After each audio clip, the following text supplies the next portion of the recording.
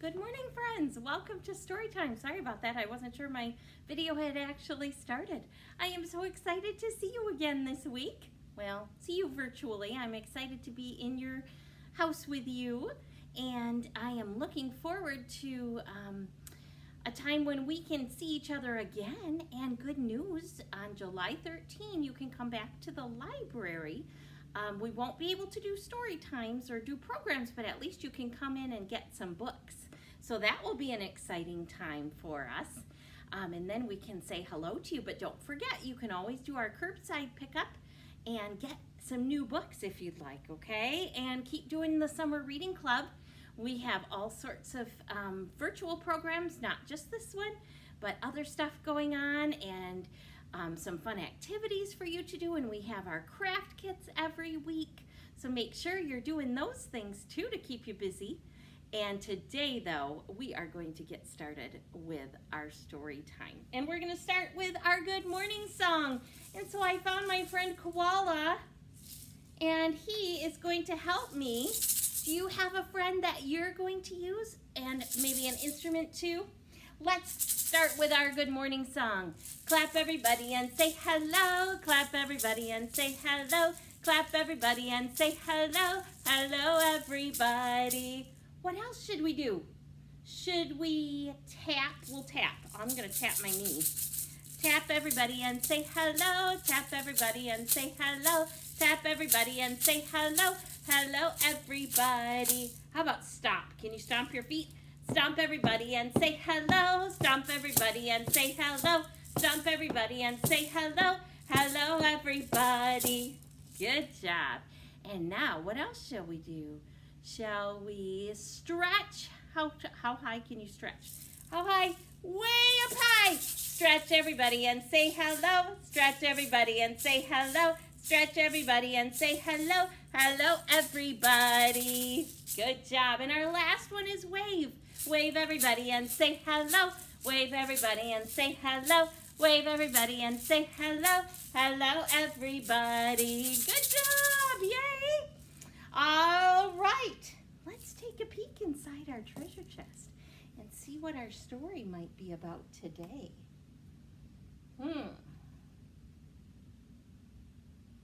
Okay.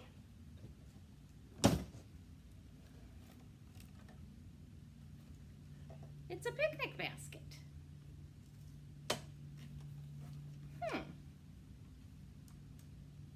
What would we use a basket for? What story would we need a basket? Let's see if there's any other clues.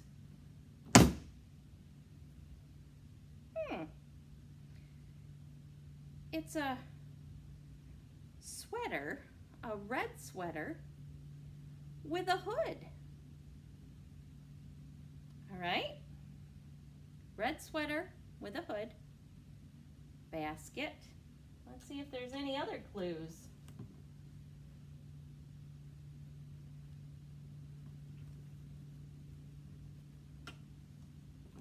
Hello, friends. Who is this? I'm the wolf. The wolf. Story do you think this might be from? We have a basket, a red sweater with a hood, and a big bad wolf. I know one. Let's think for a minute and see if you can think of one. Can you think of a story with a red hood and a wolf? Let's see if you're right. I'm going to get our story out. Did you guess Little Red Riding Hood? If you did, you were right. Look it on here. There's Little Red Riding Hood. She has her red jacket with a red hood. And she's carrying her basket. And look who's coming after her. The big bad wolf. Well, friends, this is another fairy tale that we are going to read. And I am going to read you two today. Remember, we talked about how sometimes authors do fairy tales differently, and they make kind of a fun, different version. So we're going to read two versions. This is more like the original version, and then we're going to read one that's a little bit different, and we'll see if we can figure out why they're different. But let's get started with Little Red Riding Hood by Mara Alperin and illustrated by Loretta. And we are reading this one today thanks to Scholastic Books for allowing us to read that online to you. Here is Little Red Riding Hood. Do you see her? She's having fun. Having fun in her swings, on her swing set. And I'm going to pull up closer to you guys here so I can show you the pages. Here she is. There's Little Red Riding Hood. Looks like she has a lot of red clothes, doesn't it? Take a look at all the laundry on the line. It's all red, isn't it? What color shirt are you wearing today? I have a what color? What color is this? I have a purple one on. What do you have on today? Once there was a little girl who loved to wear red. She had red shirts and red skirts, red shoes, and a fabulous bright red cloak. Now a cloak is another word for like a cape jacket kind of thing. And her name was Little Red Riding Hood. And then there's her cloak, boys and girls. See that? All sorts of red. Look at there. Early one morning, Little Red's mother packed up a basket.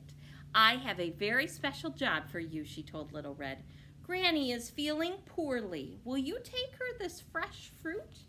What kind of fruit is she taking to Granny? I see some red fruit. What does it look like? I wonder if those are apples? I wonder. Of course, cried Little Red, and she put on her favorite cloak. And what color was it? It was red. She put on her favorite cloak and kissed her mother goodbye. There she goes, off to deliver the basket of fresh fruit to Granny. What do you call your grandma? Do you call her Granny? Do you call her Grandma? Gram? Oma? We have all sorts of names for our grandparents, don't we? Here she goes, off to find her grandma. It was a bright, sunny day, and Little Red skipped through the woods. Good morning, she called to the rabbits and the deer. I'm bringing Granny a special surprise. But someone was peeping from behind a tree. Who is it, boys and girls? Who do you see? Uh-oh. A big, hungry wolf. Good day, growled the wolf. What are you doing in the woods all alone? I'm taking this basket of special fruit to Granny, Little Red replied. Yuck, said the wolf. He didn't like fruit. You know what he liked? He liked the taste of tasty little girls. So the wolf thought up a plan, a horrible, clever plan.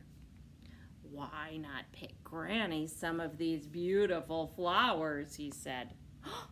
Good idea, said Little Red.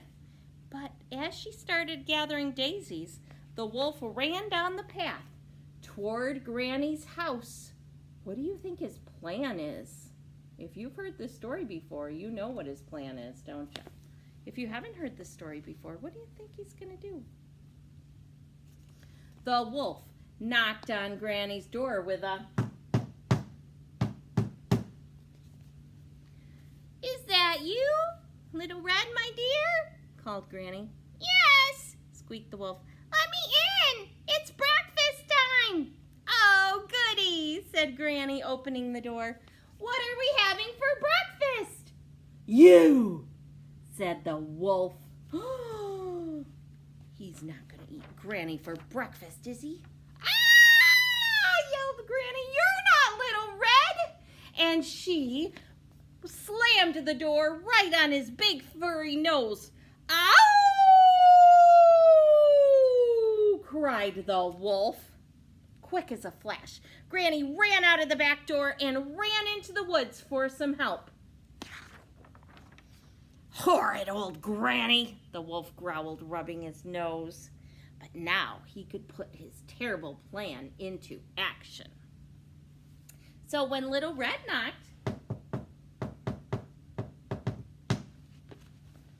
on Granny's door, it was a deep, scratchy voice that answered, "Come in, my dear." Does that sound like Granny? Little Red walked into Granny's bedroom and stopped in surprise. "Why, Granny," she said slowly, "what big ears you have." "The better to hear you with, my dear," croaked the wolf. What do you think? Does that look like Granny? You think Little Red's gonna believe that's Granny? And Granny, Little Red said carefully, "what big hairy arms you have." "The better to hug you with, my dear," growled the wolf. But Granny, Little Red whispered, "what big teeth you have." "The better to eat you with, my dear," cried the wolf. And he pounced at Little Red. Just at that moment, the door burst open, and look who was at the door. In rushed Granny with the woodcutter. "Stop right there," yelled Granny. "Put her down now," bellowed the woodcutter, "or we'll chop you up and turn you into a birdhouse." Oh, with a terrified "Ooh!" the wolf jumped out of the window and ran far, far away, never ever to return again. Little Red hugged Granny so tight. "I'm so glad you chased that wolf away," she said, and she gave Granny the basket of fruit. "Oh, what a day of excitement," laughed Granny. "Let's all have some breakfast." Big hugs. The end. So that's the original version.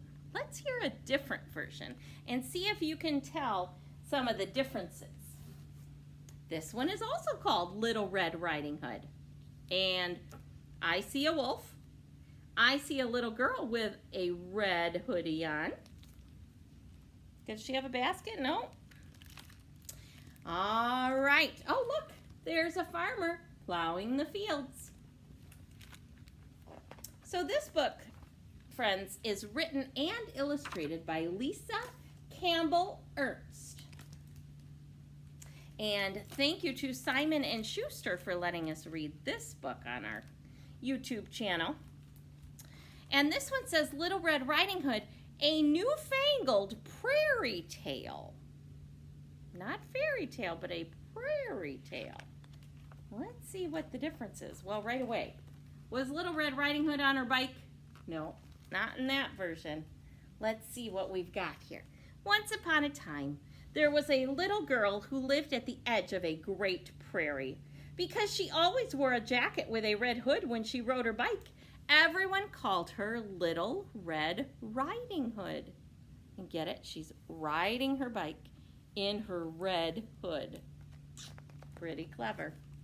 Now, one morning, as Little Red Riding Hood sat eating her favorite wheatberry muffins, she had a great idea. "Mom," she said, "it's going to be a real scorcher today. I'm sure Grandma would love it if I brought her some muffins and lemonade. You know how crabby she gets in the heat." Little Red Riding Hood loved visiting her grandmother.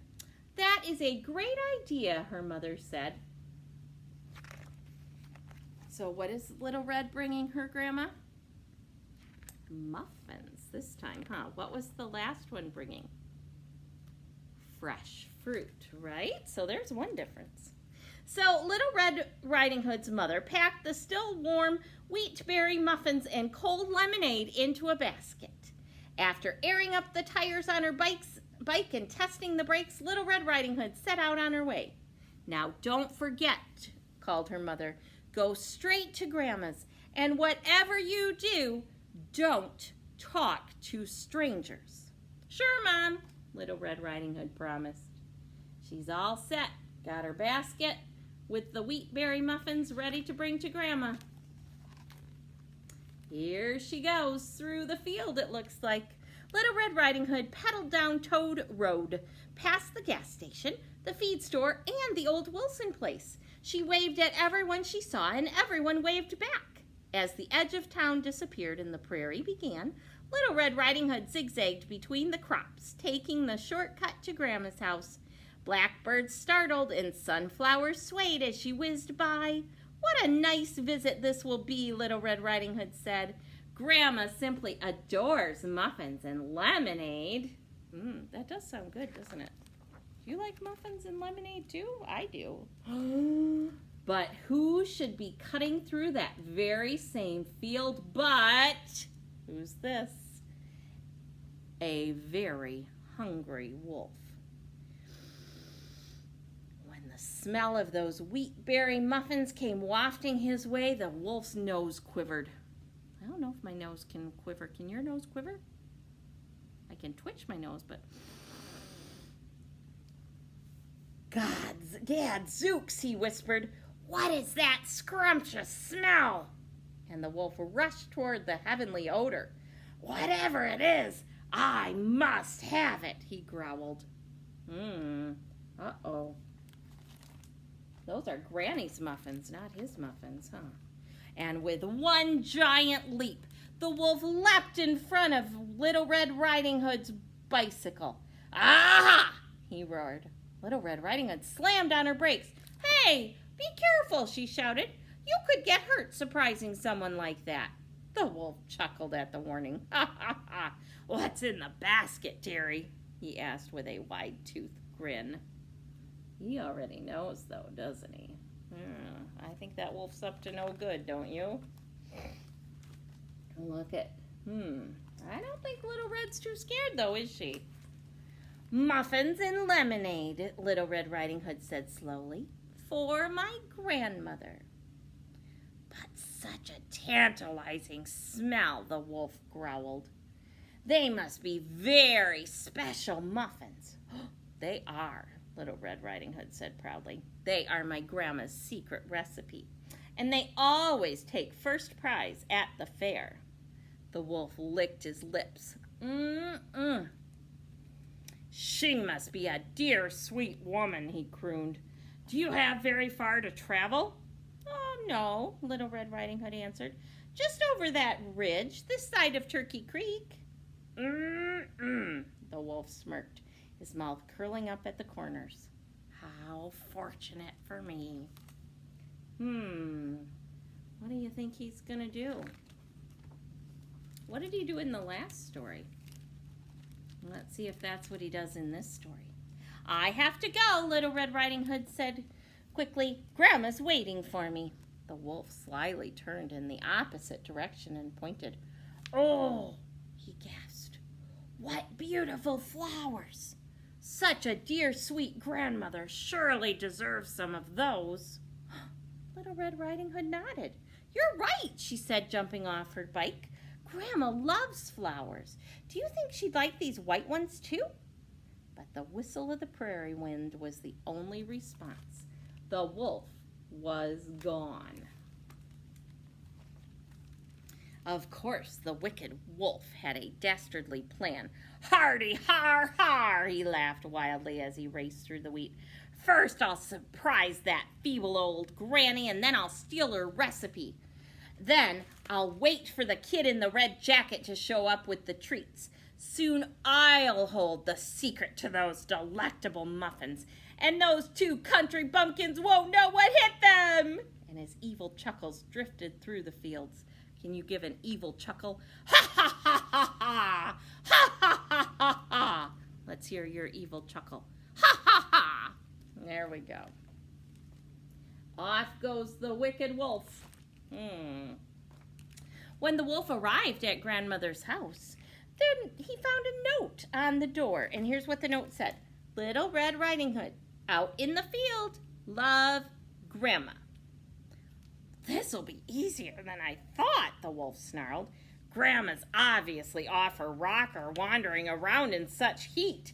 Muddled brains are so easy to persuade, the wolf cackled, feeling enormously pleased with his good fortune.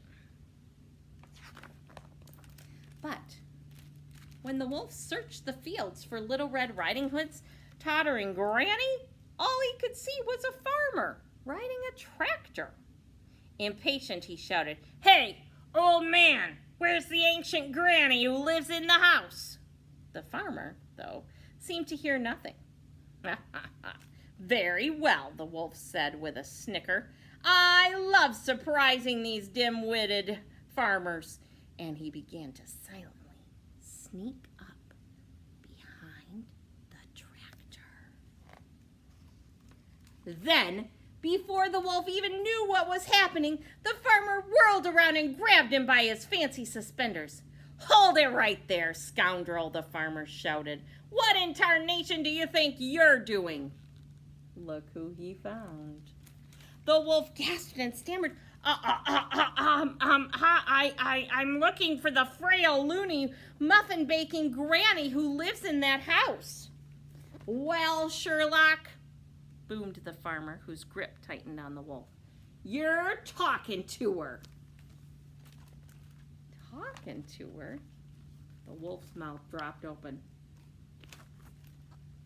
and he began to shake. My, he finally whispered. "What big eyes you have, Grandma." "All the better to see you skulking around my fields," Grandma answered. "Oh my, what big ears you have, Grandma," the wolf croaked. "All the better to hear you coming," Grandma answered. "And my, what big hands you have, Grandma," the wolf groaned. "All the better to crush you like a bug if need be," said Grandma. And lucky for the wolf, Little Red Riding Hood rolled up just at that moment. "Grandma, are you okay?" cried Little Red Riding Hood. "Sure, sweetie," Grandma said. And together they marched that grumbling wolf to Grandma's kitchen, Grandma lecturing him all the way. "Didn't you think if there was a Little Red Riding Hood, there might be a Big Red Riding Hood? I thought I got rid of bullies like you when I moved away from that forest. Might as well have a bite to eat while we decide what to do next," Grandma said. The wolf for once was silent. His mouth was full of delicious muffins. "Of course," Grandma said at last. "Of course what? What do you think they're going to do next?" "Well, look at that. Do you see what it says? Grandma's Muffin Palace." Soon after, Grandma opened her own muffin shop in town, just west of the post office. And the wolf? He was her chief baker, sales clerk, and dishwasher, being kept way too busy to cause trouble for anyone. And naturally, the wolf got to eat all the muffins he wanted, which improved his disposition enormously. But just in case he got any ideas about stealing Grandma's recipe again, Grandma always put the last secret ingredient in herself. And Little Red Riding Hood, too, went to work. She worked for her grandmother delivering muffins on her bike. And every day, rain or shine, the wolf carefully packed Little Red Riding Hood's basket. "Hey, kid," he called after her as she whizzed down Toad Road. "Don't talk to strangers." And Little Red Riding Hood never did again. The end. And there's Grandma out in the fields. And we even have Grandma's muffin recipe, her wheat berry muffin recipe. The bird found it. Let's see. Oh, and look. Do you see who's riding on the tractor with Grandma? I see Little Red Riding Hood. There we go. Wow, that was kind of different, wasn't it? We had the original version, and then we had Little Red Riding Hood, a newfangled prairie tale. One of the things I think about the two stories. What was the same? We kind of talked about it at first looking at the cover. There's a little girl with a red hood, right? And there's a wolf. They both had baskets that they were bringing to Grandma. But what were they bringing? Remember, they were bringing different things. So this Riding Hood was bringing fruit. This one was bringing muffins. This one was walking. This one was on her bike. And then there was one really big difference, wasn't there? This one, the wolf goes into Grandma's house. And what does he do? He pretends to be Grandma, doesn't he? And Little Red comes in and says, Granny, what big eyes you have. Whereas in this story, do you remember, did that happen in this story? No, it didn't, did it? What happened in this story instead? In this story, Grandma catches the wolf, and the wolf is the one who's scared and says, Grandma, what big eyes you have, and what big ears you have, and what big hands you have. Remember? So it's very different. And then in this one, what happens to the wolf at the end? He runs away in this one, never to be heard from again, right? While in this book, what happens to the wolf at the end? In this one, they put the wolf to work, don't they? He helps in the muffin shop for Grandma. So some things are the same, some things are different. It's fun to read different versions of these fairy tales, isn't it? Now, friends, when we read our Goldilocks story for our first story time, we talked about how a lot of the fairy tales or the folk tales have morals. They have a little lesson to learn. Can you think of a little lesson that Little Red Riding Hood learned in her story today? They said it in the second book. The wolf said it to Little Red Riding Hood right at the end. Don't talk to strangers, right? There we go. So that's the moral for the story today. And we have a new page for our Storytime book. So we will have that link on our channel. And our story page today is Little Red Riding Hood came into my house and said, and then there's a blank for whoever she's talking to, what blank you have. So here's one. Do you see my silly hair? Look at that. That's how long Mrs. Russell's bangs got while we were in quarantine.